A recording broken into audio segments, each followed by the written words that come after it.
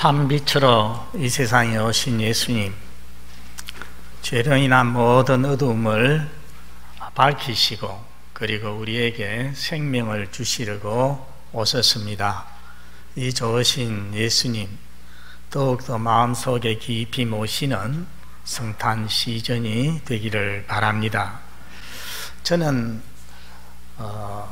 장례식에 가서 기도할 때에 종종 생사화복의 주장자가 되시는 하나님하고 기도를 합니다.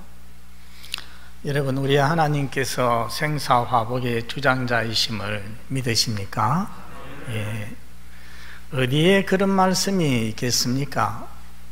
구약 신명기 30장에 보면은 두 번이나 보라, 오늘 내가 생명과 사망과 복과 화를 내 앞에 두노니 하는 말씀이 나옵니다. 거기에 보면은 생사화복이 다 나옵니다. 그러니 너가 여호와를 사랑하고 계명을 지키라, 그리하면 너가 살고 복을 받을 것이라고 말씀했습니다. 여러분, 생사화복은 인간에게 가장 중요한 것입니다. 그런데 인간 스스로 어떻게 하지를 못합니다. 여러분, 사람이 이 세상을 살면서 모든 삶을 자기의 뜻대로 자기의 능력으로 헤쳐나가고 행하는 것 같지만은 사실은 생사화복, 이런 가장 중요한 문제에 대해서는 완전히 무력합니다. 하나님이 하시는 거죠. 성도 여러분, 신명기 30장 말씀대로 하나님 사랑하고 그 말씀, 그 계명대로 따라 삶으로 인해서 살고 복을 받는 성도가 되시기를 바랍니다. 복의 반대가 화입니다. 지난주일에 우리는 화 있을진저 1에서 4를 보았습니다. 예수님께서 외식하는 서기관 바리새인들에게 화 있을진저 하고 저주를 하였습니다. 오늘 본문에 다섯 번째로 그들에게 화가 있을지어다 하신 이유가 무엇이겠습니까? 25절에 기록을 하고 있습니다. 서기관 바리새인들은 잔과 대접의 겉은 깨끗이 하는데 그 안에는 탐욕과 방탕으로 가득하게 한다고 했습니다. 여러분, 사용하는 그릇 안에 고춧가루나 음식 찌기는 남을 수 있지요. 그런데 그 안에 탐욕과 방탕이 가득할 수가 있습니까? 없습니다. 탐욕과 방탕은 눈에 보이지 않는 추상적인 것입니다. 그래서 우리가 알 수 있는 것은 여기 예수님이 말씀하시는 잔과 대접은 우리 집에 있는 진짜 잔과 대접을 말하는 것이 아니라 사람을 말한다는 것입니다. 누구를 말하겠습니까? 서기관과 바리새인들을 말하는 것입니다. 그들은 외적인 모습과 내적인 실체가 달랐습니다. 겉은 깨끗하지만은 안은 부정하다, 더러웠다는 것입니다. 우리가 마태복음 앞에서도 보았지만은 유대인들에게는 결례라는 것이 있었습니다. 결례라는 것은 깨끗하게 하는 예식이라는 뜻이죠. 성경에 있는 것도 있지만은 성경에 없는 것도 전통으로 만들어서 그것을 지키도록 하였습니다. 예를 들자면은 밖에서 집에 돌아와 음식을 먹기 전에는 반드시 손을 씻도록 했습니다. 손 씻는 것은 위생적으로 볼 때에 참 좋은 것입니다. 지금 코로나 상황에서 손 씻는 것은 필수적인 일이 되었습니다. 그런데 그들은 씻지 않는 손으로 먹으면 그 사람이 더러워진다고 했습니다.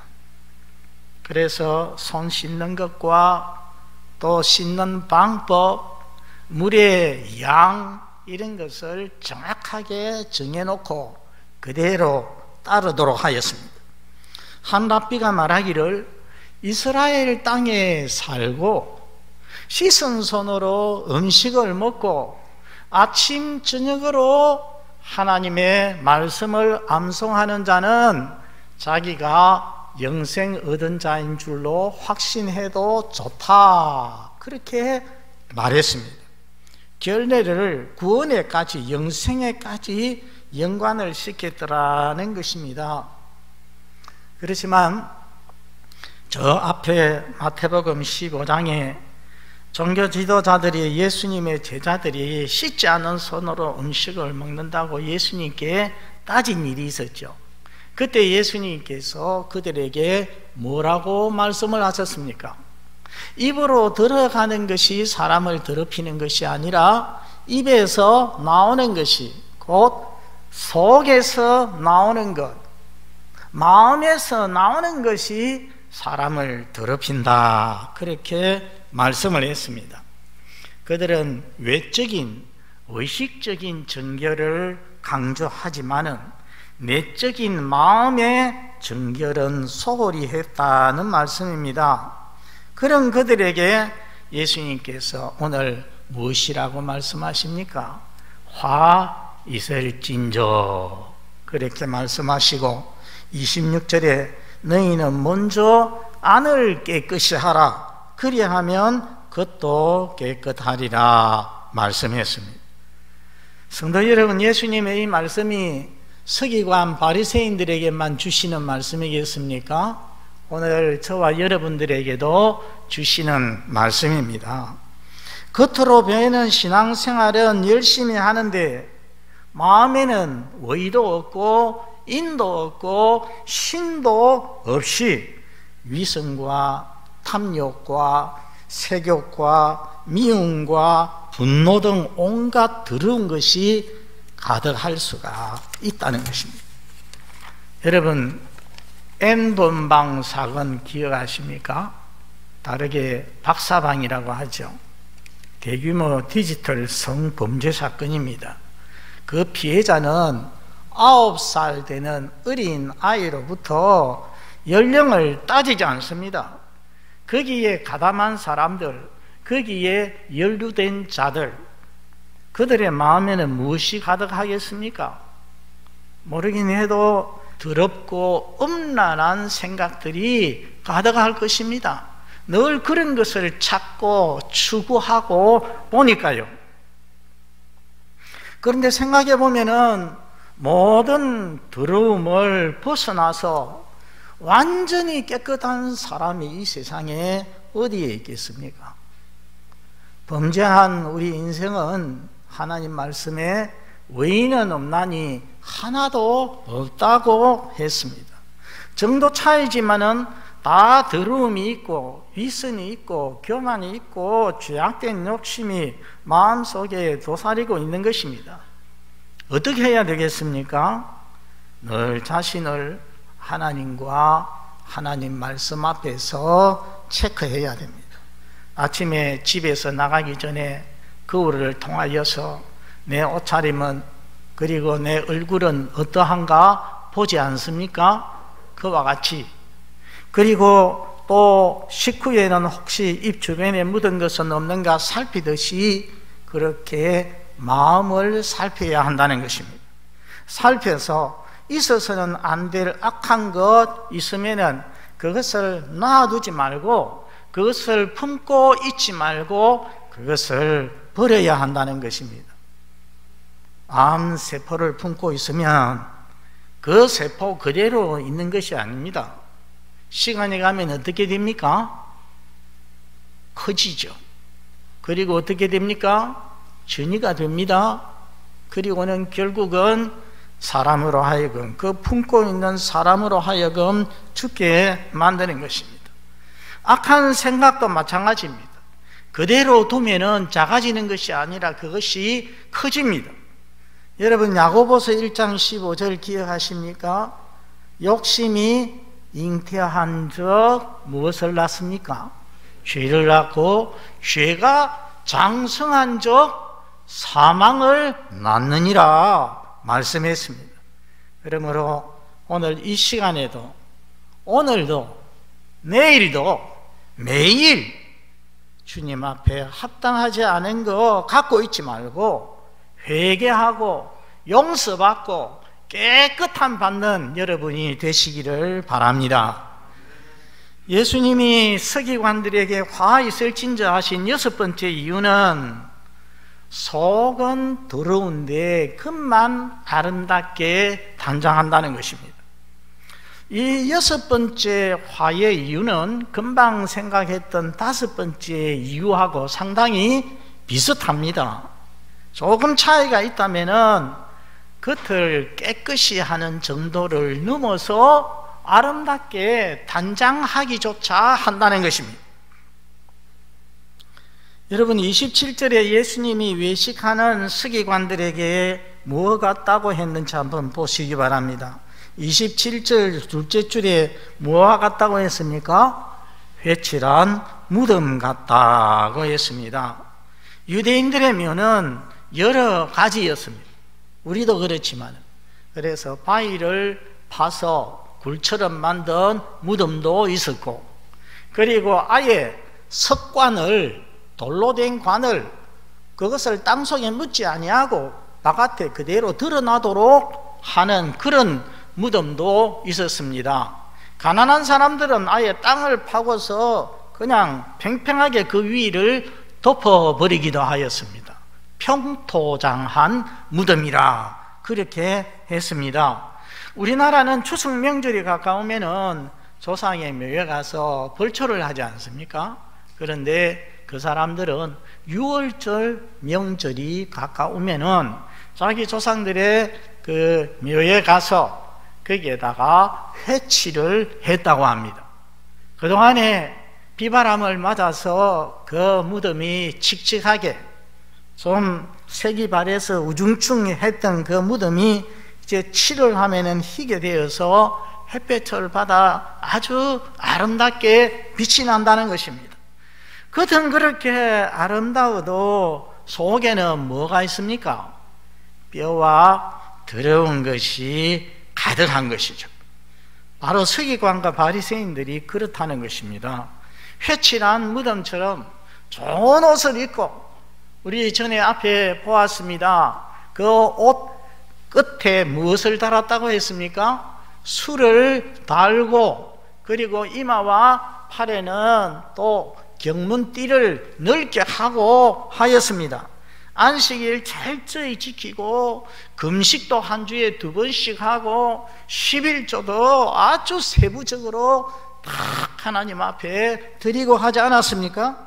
그렇지만은 속에는 외식과 불법이 가득했더라는 것입니다.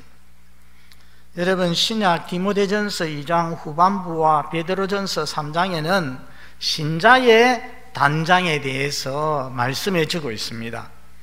베드로전서 3장 3절과 4절을 같이 한번 읽어보겠습니다. 앞에 보시고 시작. 너희의 단장은 머리를 꾸미고 금을 차고 아름다운 옷을 입는 외모로 하지 말고 오직 마음에 숨은 사람을 온유하고 안정한 심령에 썩지 아니할 것으로 하라.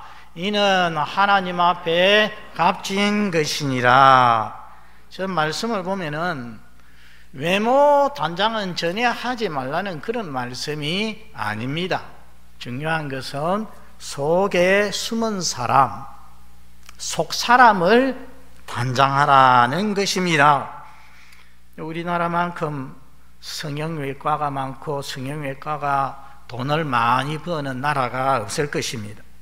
남에게 아름답게 보이기 위해서 수술하고 고치고 또 계속 관리받고 합니다. 저녁에 저녁 식사를 하고 미스트롯이라는 것을 제2회 이제 한 30분 이렇게 보았습니다. 처음에 등장하는 사람들, 여자들을 다 얼굴을 보여주는데 전부 다 예쁘게 생겼더라고요. 보니까 예쁘게 생겼는데 또 동시에 서로 닮은 사람들이 저 사람이 저 사람인지 모를 정도로 닮은 사람이 많아요. 왜 그렇겠습니까? 수술을 많이 했기 때문에 다 닮은 얼굴들이 나오는 것입니다. 그리고 우리 국민만큼 명품을 좋아하는 국민도 없을 것입니다. 생각해 보면은 성형이나 명품이나 이런 것들 다 그 사람 단장 아니겠습니까? 그런데 아무리 그 사람을 단장한다고 해도 속 사람이 아름답게 되어지는 것은 아닙니다. 그러므로 마음을 단장해야 되는데, 우리 성도들은 우리 하나님의 말씀 디모데전서 4장 5절을 한번 읽어보겠습니다. 시작. 하나님의 말씀과 기도로 거룩하여 짐이라. 성도의 속사람이 새롭게 되고 거룩하게 되고 아름답게 되는 것은 무엇으로 된다고요? 말씀과 기도로 된다는 것입니다. 다르게 말하면은 우리 하나님을 만나고 하나님과 교제함으로써 되어진다는 것입니다. 그런데 하루 살면서 TV는 1시간 이상씩 보고 핸드폰은 1시간 할 시간이 있어도 기도와 말씀에는 30분도 쓰지 못하는 성도들이 많아지고 있습니다. 여러분, 사람은 심은 대로 거둡니다. 우리 하나님께서 그렇게 말씀하지 않았습니까? 심은 대로 거둔다. 세상과는 많은 시간을 가지지만은 하나님과 함께하는 시간은 없고 해가지고서는 속이 아름다워질 수가 없는 것입니다. 거룩해질 수가 없습니다. 여러분, 작년 성탄절, 올해는 성탄 축하도 못해서 참 유감스럽습니다. 작년 성탄절에 우리 교역자들이 행복한 왕자라는 연극을 했습니다. 오스카 와일드의 작품인데 그가 쓴 도리안 그레이의 초상이라고 하는 유명한 소설도 있습니다. 도리안 그레이는 돈 많은 귀족의 아들입니다. 그런데 그의 젊음과 미모, 너무 훌륭해서 보는 이들로 하여금 찬탄을 짜내게 하였습니다. 그래서 어떤 화가는 너무 이 청년에게 반해서, 그래서 이 청년의 그 아름다움을 오랫동안 보존시켜 주기 위해서 초상화를 잘 그려가지고서 이 청년에게 선물을 했다는 것입니다. 이 청년은 그 초상화를 받아 들고서 탄식을 했습니다. 왜 그렇게 했습니까? 나도 세월이 가서 흘러서, 그래서 늙어지면은 내가 이렇게 이 아름다운 모습이 추악하게 될 터인데 하면서 이 그림이 나 대신에 늙어간다면 좋을 텐데 했습니다. 그런데 그는 세속적인 쾌락에 빠져서 살아가기 시작했습니다. 그러니까 그 초상화의 모습이 조금씩 더러워지는 것입니다. 추악해집니다. 그런데 방탕한 삶을 사는 정도를 넘어서 죄악을 저지르면서 살아갑니다. 사람을 해하기도 하고 마지막에는 자기를 그려주었던 그 화가를 칼로 찔러서 죽입니다. 살인을 했습니다. 그날 돌아와서 자기 초상화를 보니까 어떻습니까? 너무나도 추악합니다. 그 추악한 모습을 볼 수가 없어서 칼을 가지고서 그 화가를 죽였던 그 칼로 그 초상화를 그냥 힘껏 찔러버립니다. 그 순간에 어떤 일이 났겠습니까? 그 순간에 집안에 비명소리가 크게 울렸습니다. 하인들이 놀라서 방문을 열고 들어와 보니까 그 초상화는 어느 때보다도 처음 그린 것처럼 너무나 아름답고 빛이 나는데, 그런데 도리안 그레이는 자기 심장에 칼을 찌르고 거기에 누워서 죽어 있는 것입니다. 저는 생각합니다. 속사람이 선하고 아름다워질수록 그의 삶도 아름다워지고 그의 모습도 아름다워지고 얼굴도 아름다워진다고 말입니다. 그러나 그 사람 아무리 단장해도 속사람이 아름다워지지 않습니다. 그러므로 성도 여러분, 그 사람 단장보다도 속사람 단장에 더욱더 힘쓰시는 여러분, 복 있는 성도가 되시기를 바랍니다. 우리 예수님이 화 있을 진저 하시는 7번째 이유, 마지막 이유는 무엇입니까? 스스로 선하다고 여기지만은 그렇지 않기 때문에, 악을 행하기 때문이라고 했습니다. 오늘 본문 29절에서 36절에 말씀하고 있습니다. 여러분, 이들은 선지자의 무덤을 쌓고 의인들의 비석을 꾸민다고 하였습니다. 우리 시대에도 이런 일이 있습니다. 몇 년 전까지 저 진해에 우리 교단이 앞장서서 주기철 목사님 그 기념관을 만들고 그렇게 했습니다. 여러분, 이렇게 하는 것 잘하는 것입니까? 못하는 것입니까? 잘하는 것이죠. 선한 일입니다. 그런데 그러면서 이 서기관 바리새인들이 하는 말이, 만일 우리가 우리 조상 때에 살았으면 우리는 이렇게 선지자들의 피를 흘리지 않았을 테인데, 무슨 말입니까? 우리가 주의 종들 핍박하거나 죽이지 않았을 터인데, 도리어 존경하고 선대하고 순종하고 했을 터인데, 이렇게 말을 하는 것입니다. 그들의 말에 의하면은 그들은 자기네 조상들보다도 훨 자기들이 낫다는 것입니다. 더 의롭다는 것입니다. 그러나 과연 그럴까요? 34절에 보면은 내가 너희에게 선지자들과 지혜 있는 자들과 서기관들을 보내매 너희가 그 중에서 들어는 죽이거나 십자가에 못 박고 그 중에서 들어는 너희 회당에서 채찍질하고 이 동네에서 저 동네로 따라다니며 박해하리라. 예수님이 이렇게 예언을 했는데 나중에 보면은 예수님의 이 예언대로 그대로 이루어지는 것을 볼 수가 있습니다. 여러분, 선지자 세례요한이 바로 그 세대에 죽임을 당하지 않았습니까? 아니, 선지자 정도가 아니라 하나님의 아들 예수님이 십자가에 못 박히도록 만들지 않았습니까? 사도행전 4장부터 보면은 이 종교 지도자들에 의하여서 교회가 핍박을 당하기 시작합니다. 신자들이 핍박을 당해서 예루살렘에는 사도들만 남고 나머지는 온 데로 사마리아로 또 다른 이방 지역으로 흩어졌다고 했습니다. 또 사도행전에 보면은 야고보 사도, 스데반 집사 순교를 당합니다. 죽임을 당합니다. 사도 바울이 전도하러 다닐 때에 누가 방해를 했습니까? 유대인들이 이 마을에서 또 저 마을 가면은 저 마을에 따라가서 박해를 하는 모습을 볼 수가 있습니다. 그래서 그들은 그들 조상들과 다름이 없음을, 하나도 다름이 없음을 증명을 했습니다. 그게 31절에 말씀하고 있습니다. 너희가 선지자를 죽인 자의 자손임을 스스로 증명함이로다 라고 말씀했습니다. 그리고 그 다음 줄 32절에 보면은 너희가 너희 조상의 분량을 채우라. 이것은 어떻게 보면은 예언적인 말씀입니다. 조상들의 분량을 채울 것이라는 말씀입니다. 지금까지 이 이스라엘 백성들의 조상이 채워온 악의 양이 있는데, 그런데 그 마지막 부분을 예수님 시대에 유대인들이, 지도자들이 채울 것이라는 말씀입니다. 여러분, 양동이에 물이 가득 채워지면 어떻게 합니까? 그 물을 사용을 합니다.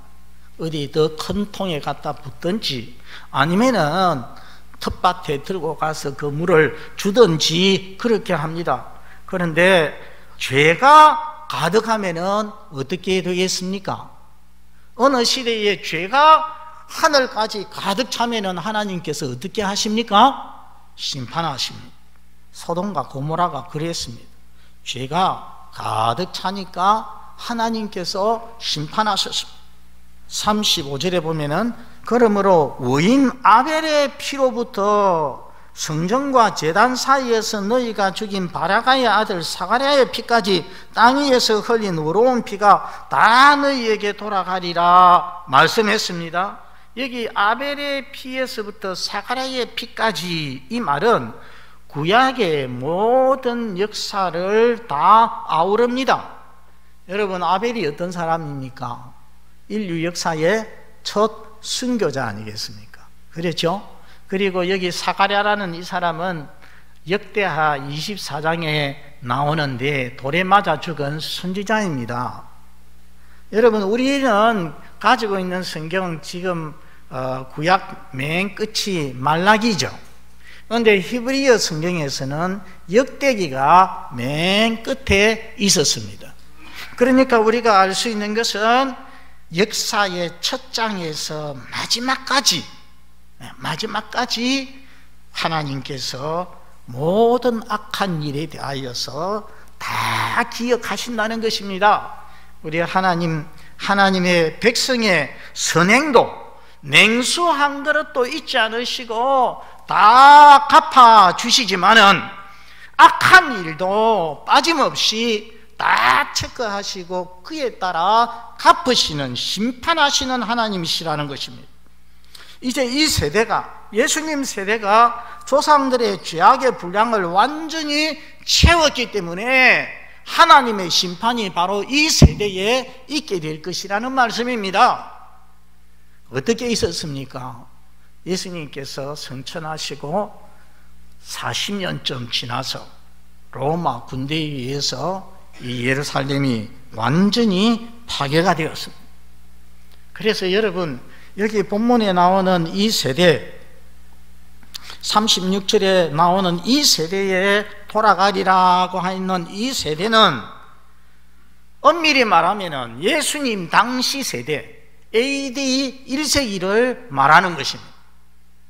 그리고 우리 시대에 보면은 우리가 살고 있는 우리 시대를 말하는 것입니다. 그리고 이 세대는 말세 전체를 의미할 수도 있습니다. 그 36절은 세상 마지막에 임할 하나님의 최후 심판을 의미하기도 한다는 것입니다. 성도 여러분, 우리도 이 서기관 바리새인들과 완전히 다른 사람이겠습니까? 그렇지 않습니다.